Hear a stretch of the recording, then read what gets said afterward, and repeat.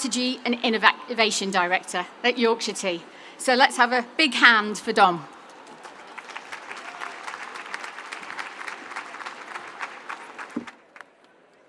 Thank you, Julie. Can everyone hear me okay?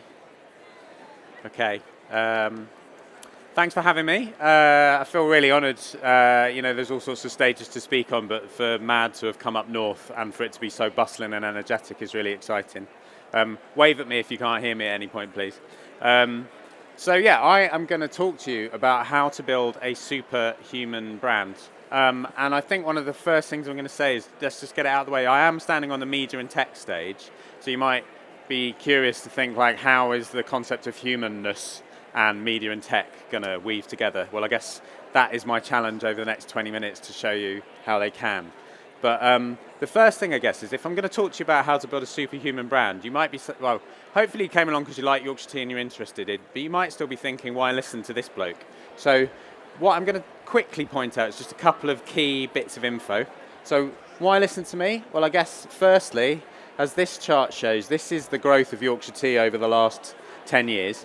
And you can see that Yorkshire Tea has grown and grown and grown while our competitors have all declined. And all of this growth has actually been happening in a market that is itself declining. So there is something special that's happened with Yorkshire Tea, which is why I think it's an interesting story to listen to. And then the second one is that last year we were awarded a gold by the IPA Effectiveness Awards for long-term brand building. So kudos to our marketing team and our agency partners, Lucky Generals and Good Stuff. So I'm going to shed a little bit of light on why I think that's worked. I think fundamentally, while our competitors have behaved in a slightly robotic fashion, I think one of the things that Yorkshire Tea has done, one of the things that's really given us an edge, is the fact that we take a human-centred approach to marketing. So by that I mean we think about the people who are on the receiving end of all of our marketing efforts as human beings. You do need to kind of look at the data and look at the numbers, but if you only think of the numbers and you forget that that represents people, I think you're going to be missing a trick, which is what I really want to talk about. So, firstly, media, and I really want to talk about the piece of media that we often don't talk about when we come to conferences because it's the traditional part, but linear TV. The truth is Yorkshire Tea would be nowhere without linear TV. TV continues to be the main weapon in our fight against lethargy and inattention and all those things. TV is also not changing, it's not static. TV is evolving, and we have been able to do things such as use TV for smart TV data so that we can target postcode areas where we know we're underserving our advert, which I just think is one of those small and maybe not so revolutionary ideas, but it can actually be revolutionary for getting value out of your marketing budget, which, if you are keeping tabs on what Samsung are doing with smart TVs, I think is a really interesting area to monitor. I think the other thing to bear in mind with TV is that while there are all these other forms of media and content and channel choice available to people, the boundaries are blurring. So you have the small screen in your hand, you have the medium screen in your living room, you have the big screen at a cinema. And I would still argue that the medium screen is the centre of attention for now. And to support my case, I think I dug through some recent studies. So Ipsos, together with Thinkbox, did a study called Abnormal Behaviour, which, if you are interested in this, is worth looking up. Now, one of the things that the Abnormal Behaviour study found, and I'll just check my facts here, is that basically TV outperforms other channels in terms of sticking in the memory, which is probably your most important one, but it also outperformed other channels in terms of making people laugh, making people feel entertained, making people feel emotional. It also outperformed a lot of other channels on things like trust. And then crucially, ads that were delivered within what viewers deemed professional content, which is worth thinking about in an age of influencer content. These ads were inherently more trusted. So they were 60% more likely to be recalled, 44% more likely to be trusted, 39% more likely to entertain, and this is my favourite one, ads delivered within professional content are also 80% more likely to feel less intrusive. And I think that notion of intrusiveness is key, because if the volume of ads that we're all being served all the time is just going up and up and up, and our attention is feeling more and more precious, I think ads that don't feel intrusive and they feel welcome because they're bringing some form of value are the ads that are going to perform much, much better. So I'm going to jump straight to the latest example of Yorkshire Tea's use of TV with our latest ad, which we launched in January. I'll say a few words after it, but for now I'm just going to play it. Right. Who's been at me bickies? Thieving lot. Hiya. Well, they didn't just walk off on their own. Anyone got eyes on Barry? You're quiet, Barry. Know something? Not me, I'm gluten-free. You're next. Anya. I only had one of Brian's cheese triangles. Well, well. Look here. Oops. Silly me.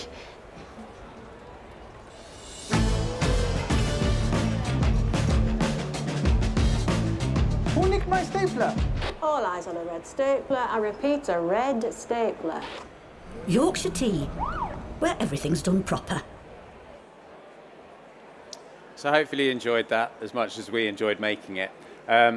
Before I move on, one thing I just want to say about this is, so for anyone that's been paying attention to Yorkshire Tea's marketing efforts, particularly our TV campaigns, hopefully what you'll be seeing there is that this is a consistent message. So this idea of where everything's done proper, where essentially what we learned was that if we tried to talk to people about the specifics of what we do differently to make Yorkshire Tea better, it was a very dry message and it didn't go in.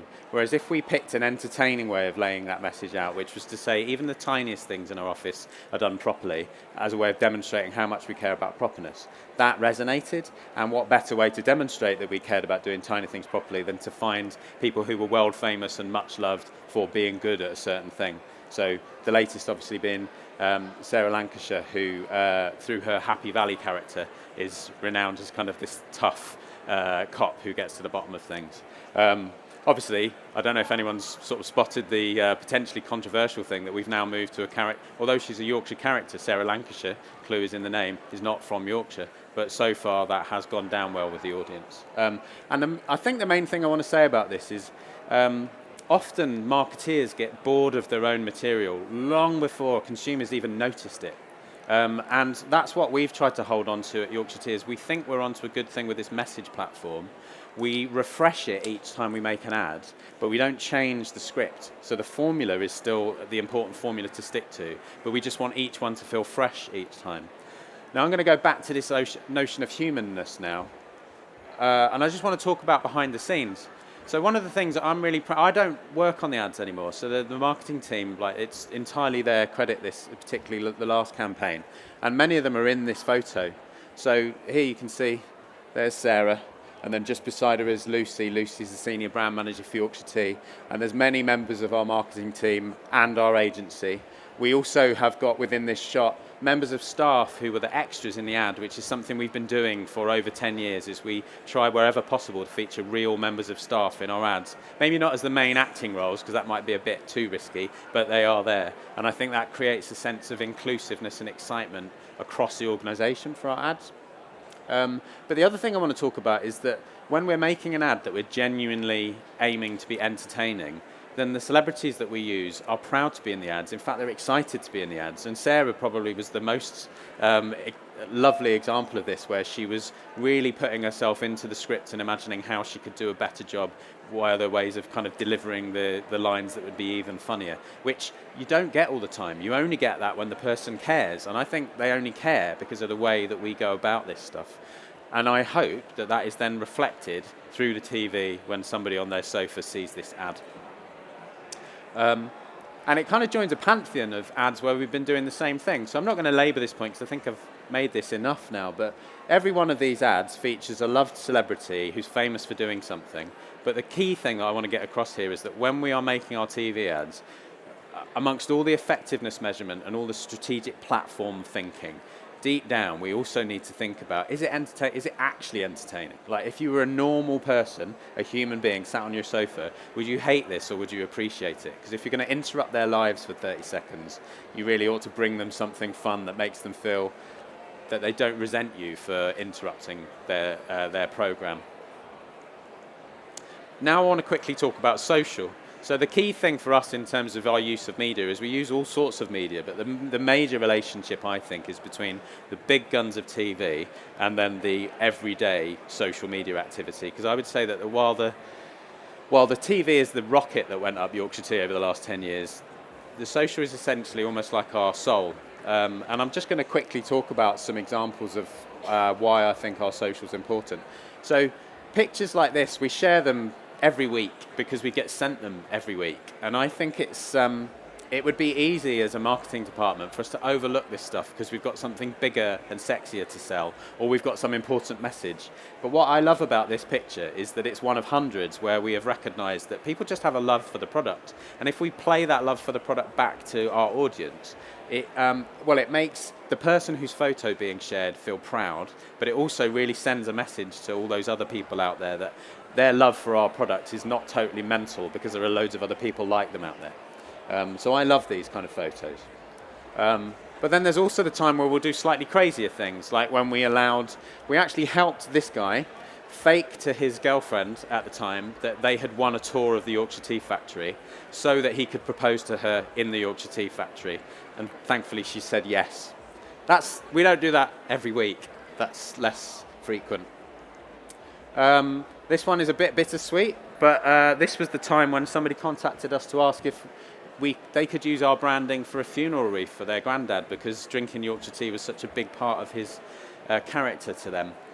So that was lovely, and I think it's important to show that you can engage with people about things that they don't have to be silly. They can be quite deep and meaningful things as long as you do it respectfully and still with good humour. And on that note, it's not the only time that we've actually talked about death. So this is Warren Ford. Warren is one of the small number of people who invented Yorkshire Tea. And Warren passed away a couple of years ago, and we decided to talk about it on our social, which could have been something that we would have really worried about getting right, but we just felt if we did it with authenticity, with genuine warmth, then it would be the right thing to do. We didn't do it expecting the post to do big numbers, we just did it because we felt like it was an important thing to say, and it resonated with people. Here we've got an example. This QR code still works, by the way, if you want to use it. But this QR code allows you to download a little app that we developed using a cool piece of AI technology that's essentially object recognition. And I use this example because in between social and TV, we do look at how we can use advancing tech. But why I like this example is we used advancing tech to play with something just inherently normal and human, which is, particularly in Britain, that we do like to argue about what is the correct colour of a cup of tea. So if you download the app, you'll be allowed to scan the colour of your brew and find out where you are on the scale. And also, in the last couple of years, we have been working with human insights. So this image is from a song that we released summer before last, which was essentially like a kind of a summer rave anthem that was a young lad talking about the fact that he was off to Ibiza. But the human insight that we were working with was the fact that we know, particularly for Brits, when we go on holiday, it's not that uncommon for us to pack tea in our suitcases because we miss tea when we're away. That is an insight that's actually fueled quite a lot of our marketing efforts over the last 15 years, and I think it's a kind of evergreen one that we'll probably come back to.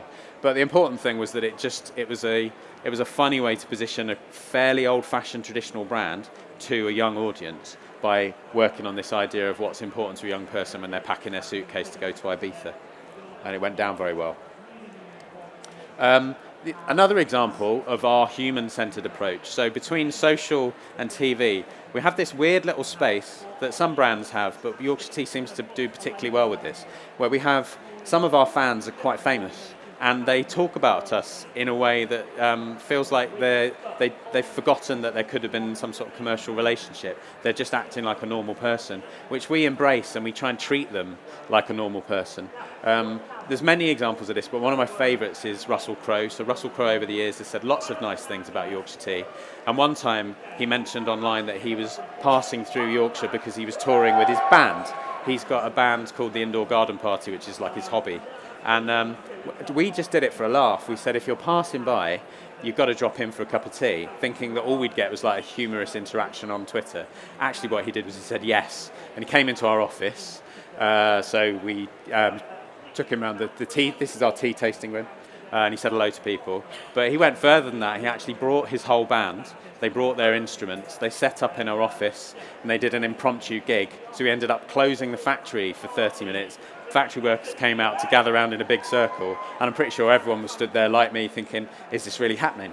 And I argue that this stuff's only possible because of this behaviour of Yorkshire Tea. But because we behave in a human way, opportunities present themselves that they wouldn't be presented to other brands because of the sort of more artificial transactional way that they behave. Here is an example where a different famous fan did something that was less positive. So Piers Morgan is a Yorkshire Tea drinker and an advocate. It's not as straightforward for us that he is, because obviously there's quite a lot of people that don't like Piers Morgan. But he reacted to the launch of a flavoured tea, a toast and jam brew. So it's a black tea base that's got natural flavours, so it also tastes like toast and jam. It was really popular with the drinkers we aimed it at, but it wasn't popular with traditional drinkers like Piers, who accused us, and it's one of my favourite quotes ever, of ruining everything, which I think is quite grand. But the reason why I'm including this is I feel that the way that we responded to this was, again, very human. Because what we did was we took the outrage and we worked out what could we do with it. He wasn't alone. There were other people online who were also outraged. So we took their quotes, we took a series of the funniest outraged tweets, and we turned them into a digital and physical outdoor campaign, which we ran for a few weeks. And that, combined with Piers' publicity, led to the product selling out in the first 2 weeks of launch. And the other thing, which I particularly love, is that the people who said the tweets in the first place, we asked for their permission to use their tweets, and they were really chuffed when they saw their words appear on adverts. So we also converted all of these outraged people into fans as a result of the human way that we conducted that campaign. I'm not going to dwell on this one because I feel like if you've either heard me speak or you've probably heard about it, but if you wanted to come and ask me about it. But suffice to say, here's another example where something happened on the internet, and because the internet, as we all sadly know now, the internet has become this kind of weird bin fire where it's very hard to have a normal conversation with anyone without it descending into chaos. But yeah, when Rishi talked about us a while back and it turned into an absolute pile-on from some hard left people, it culminated in what has now become kind of relatively immortal words, the line "Sue, you're shouting at tea," which Tom, our social media manager, used to close down an argument, but the rest of the internet kind of took it as a kind of motto that represented how bizarre and mental the internet had become, and it actually breathed life into the argument for a bit longer. So it was funny, but as a way to shut something down, wasn't actually that successful. But yeah, if you want to know more about that story, then come find me later. So, I am just going to say that I've spent the last few minutes really talking to you about Yorkshire Tea's journey, Yorkshire Tea's human-centred approach. But I want to zoom out for a minute. I want to make this a slightly broader point about marketing in general and how brands could and should behave. So, the point I really want to make here, which I think this image attests to, I said it earlier, the volume of advertising that is out there, the competition for not just our customers' attention, but our own attention, for like humankind's attention, has gone through the roof. So everybody is being bombarded by ads all the time, and they certainly feel like they're being bombarded all the time. And we're also living in a world that's becoming more and more individualised because we're all connected to reality through our phones. So, and I don't want to get too deep and meaningful here, but we're even struggling to have collective sense of what is true anymore. So in a world that feels that mad, where it can be that confusing to be a human, I would argue that there is either a duty for brands to try and not make that worse, but there's also an opportunity for brands to recognise that and think, if you can be one of the brands that's out there that's reliable, that's trustworthy, that where your content is adding value to the consumer's life in a way that could be as basic as just being funny, then that's a massive opportunity. And if you're not doing it, then you're wasting it. And I really like this cartoon for illustrating my point. I think it's important to recognise that that's how a lot of consumers feel about marketing. You know, it's unwelcome because they've had too much. And I just think that is not meant to be a negative message that's meant to make you feel shit about what you do. It's meant to highlight that the opportunity is there. Don't be one of the brands that they feel like that about. Be one of the brands where they actually appreciate the content, appreciate the stuff you're putting into their lives. And that can come in the form of the way you do a big ad, but it could also come in the form of just the way you behave generally. All of those things will add up. And then I liked this example. I don't know, how many people are Manchester local? Great. So, and how many people recognise this ad? Yeah, sorry to anyone from Unilever or Magnum or any agencies related to this campaign that are in the room. I appreciate the sentiment. I think it was a lovely thing to do. But for me, the reason why I wanted to use this example is, one, it's local and it's relevant. But also, it's an example of where good intentions have not worked out because of the lack of sort of attention to the human level of detail, which is, anyone in Manchester would know that lying in Piccadilly Gardens is not that desirable. I mean, sorry if you feel differently about Piccadilly Gardens, but mostly I think that ad did not land well as a result. So that would be an example of, the intent is there, but pay attention to the human level of detail of how these things are going to land for the people who are humans who are going to see this stuff. And then finally, I just want to make one more point, and this is not meant to be comprehensive, this is just an example of some northern brands. Perhaps the most controversial thing I'm going to say this morning is, if there's this huge opportunity for brands to behave in a human way, I believe that there is more potential for northern brands to do it better. And the reason for that is because I think if you think of the north versus, I mean, we talk about the south, but it's really London. Like, the north is the challenger brand, right? And the problem with London is where it has scale and it has might and it might have the latest tech a little bit before we get it.